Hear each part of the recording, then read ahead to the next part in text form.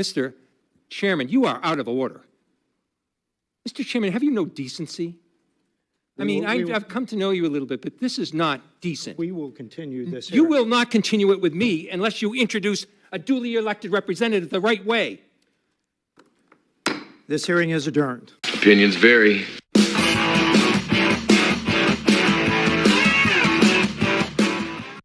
What's up, everybody? Welcome back to Opinions Vary. It's Opinions with an A, and right there we have 𝐃𝐨𝐧'𝐭, the Republican, referring to Sarah McBride as Mr., and the Democrat representative right there, the co-chair, his name is Bill Keating, and he's not happy about it.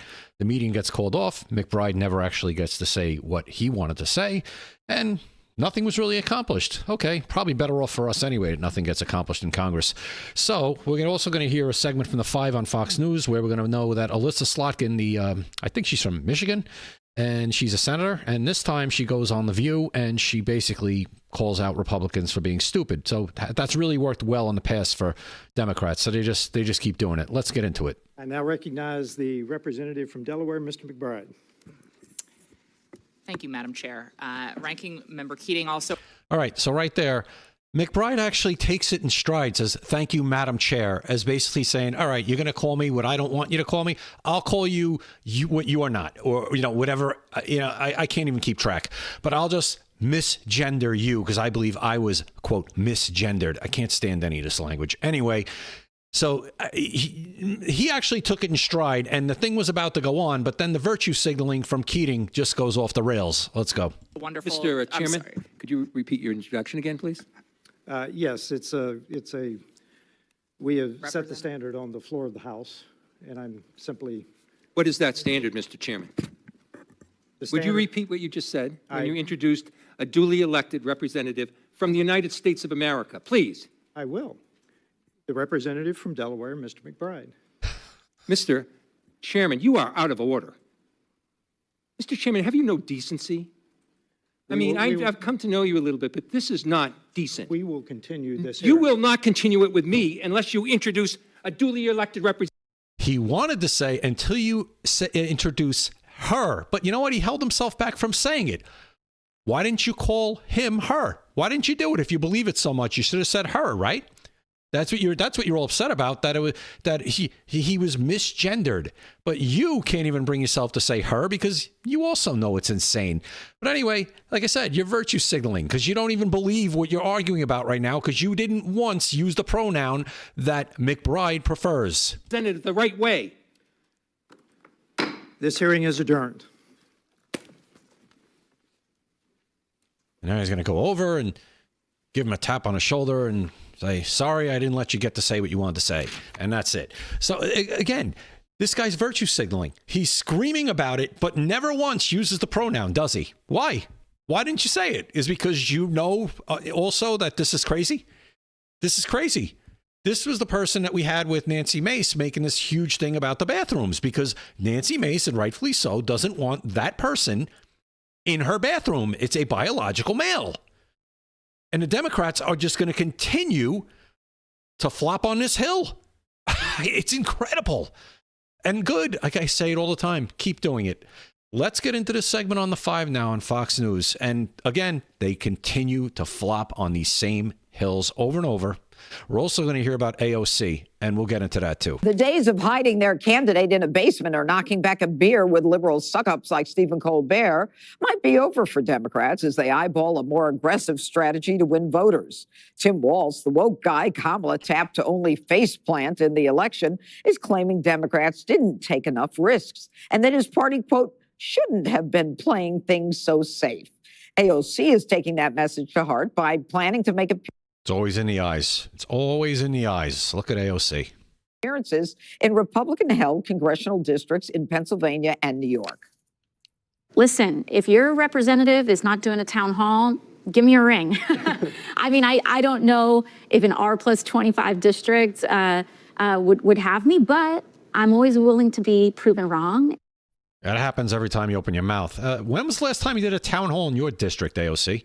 People in the Bronx and Queens, they don't even know what you look like anymore. Okay, but how is this helping? The so-called moderate Democrat senator from Michigan, Elissa Slotkin, went on The View earlier to claim that Trump voters are having a temper tantrum. We're about to turn 250 years old, right? We're still pretty young for a country. These are our, like our angry teenage years. And what do you do when you have a teenager who's threatening themselves and others? You just try to get them through this period alive so that their brain can fully form. So basically, she's saying we're going through the part where we're stupid because we voted for Trump. So everyone who voted for Trump, you're stupid. Your brain hasn't formed yet. By the way, Elissa Slotkin doesn't have any biological children. She has, I believe, 2 stepdaughters. And I did a little research, and it turns out when she came into these kids' lives, they were either way late in their teen years, like 18 or 19, or out of their teen years already. You can't verify their date of birth. They're both private citizens. Actually, one's in the Army, but not high enough for their information to be publicly available. But it looks like both of those girls were out of their teen years or very, very close to being out of their teen years. So this whole thing is a huge fail by Elissa Slotkin because she's speaking of no firsthand knowledge, first of all. And second of all, you're again insulting over half the country at this point. How'd that work out for Hillary Clinton? How'd it work out?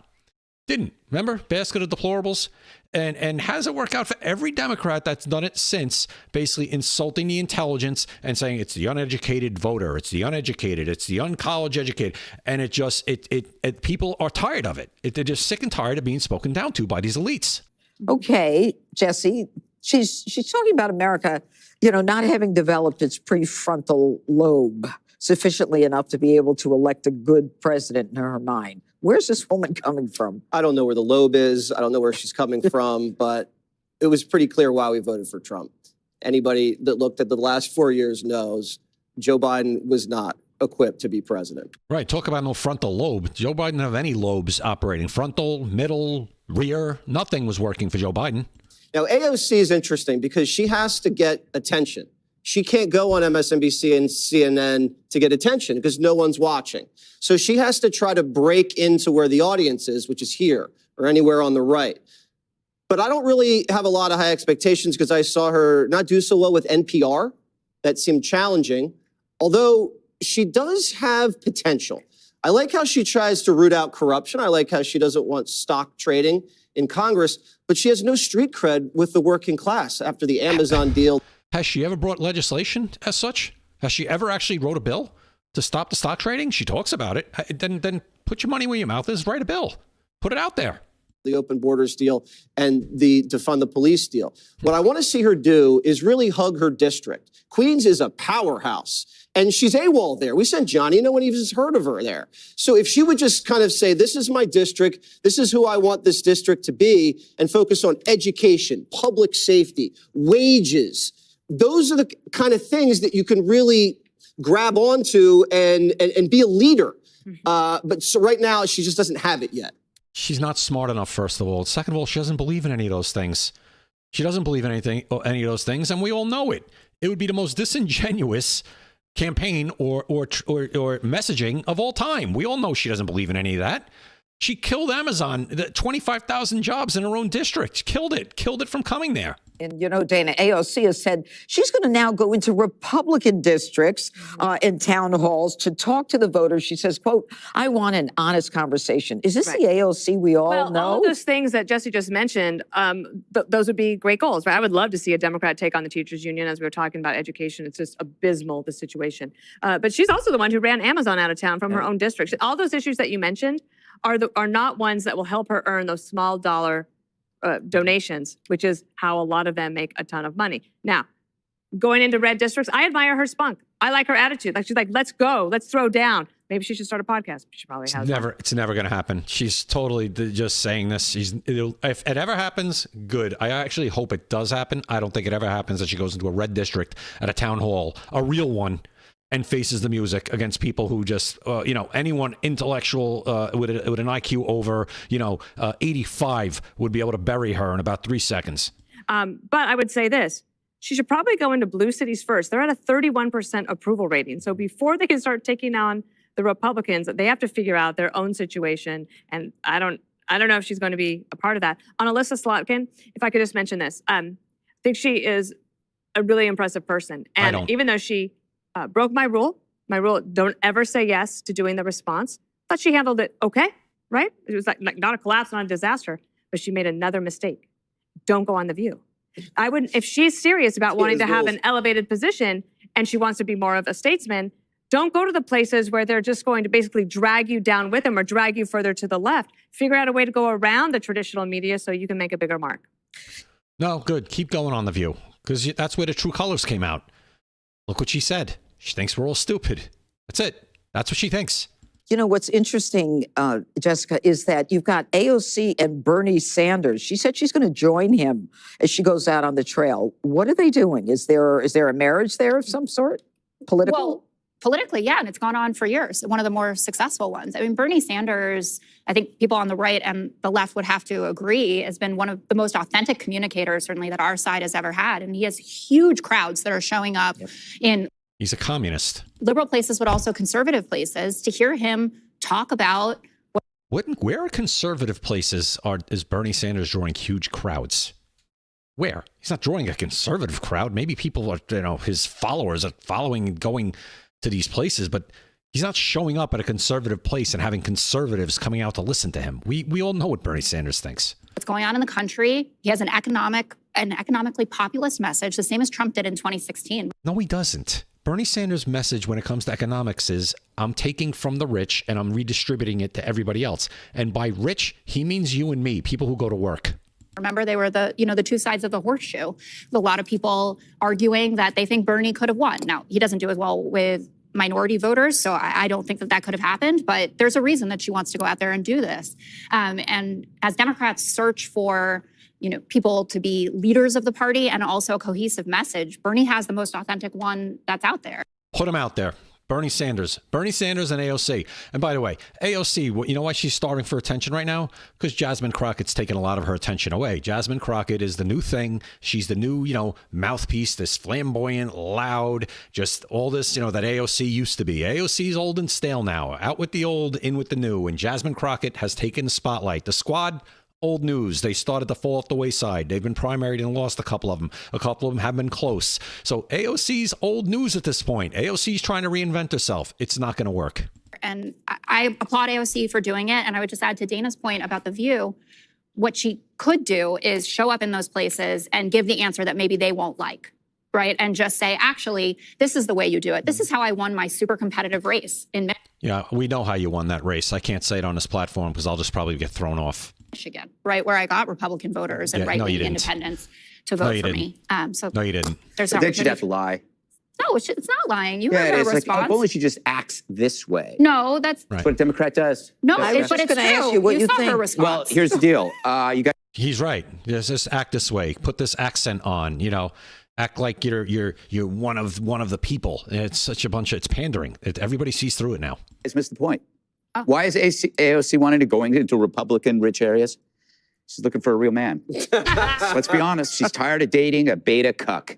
She's looking for a pickup driving dude who works with his hands, knows how to make a woman happy. And I'm telling you, this is just, it's like a romantic comedy waiting to happen. I also am, curious how you can have this fabled, honest conversation liberals always talk about when each conversation is terminated with those load-bearing phrases like racism, xenophobia, transphobia, sexist. How can you have a conversation? Let's say you go to a Republican area and you talk about their resistance to trans in sports. Where does that conversation lead? Do you immediately say what you always say? That's transphobic? Because that's not where the conversation ends. That's where it starts. It's not transphobic. It's common sense. Can she have that? The problem for the Dems is that whether it's border, DEI, or crime, the social justice lingo begins and ends with racist, racist, racist, racist. So they end up, they're like the lonely guy in an apartment hearing a great party going on above them. And they're going like, how come I'm not invited? It's because you drove everybody away. These people have always been around you, but every time they try to talk to you, you call them names because they don't adhere to your insane ideas. And now you wonder where they all went? Well, they went somewhere else where they were wanted. And now you're thinking maybe you should go join them? Well, you're invited, but you better be on your best behavior and wear something really nice. That's why Greg Gutfeld's #1 at night, because he's funny and he doesn't come off hateful. Even though he does not like Democrats, he's still listenable, I think. I'm not, obviously. But, tell me in the comments if you are a Democrat and you're actually watching this channel, if you can tolerate Greg Gutfeld. I don't think it comes off as hateful like Colbert does, like Jimmy Kimmel does. There's just some, they're so Trump deranged, you could feel it coming from them, that they want something bad to actually happen to Donald Trump and now Elon Musk. When it comes to AOC, she can't really have those conversations. She's boxed herself in. If she has that conversation and actually listens and maybe actually agrees, her base is going to abandon her so fast it'll make your head spin. She can't pull off even what Gavin Newsom is trying to do. Gavin Newsom's not going to pull it off, but he has a better chance than AOC. AOC has no shot at pulling that off at this point. She is what she is, right? That's it. So she is what she is. Nothing's going to change.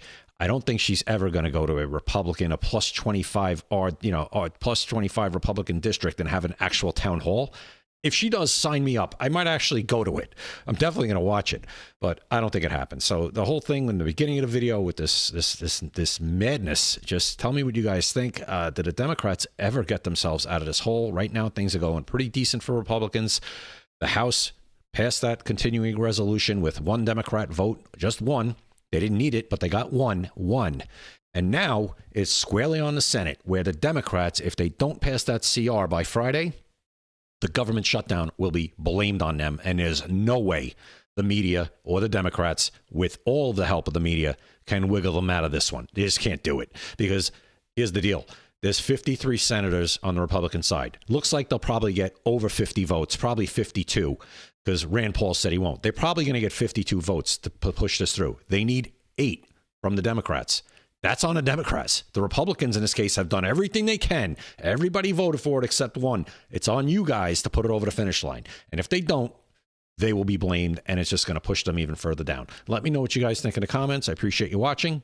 Please like, share, and subscribe. I would appreciate that too. I'll see you next time right here at Opinions Vary. Opinions vary.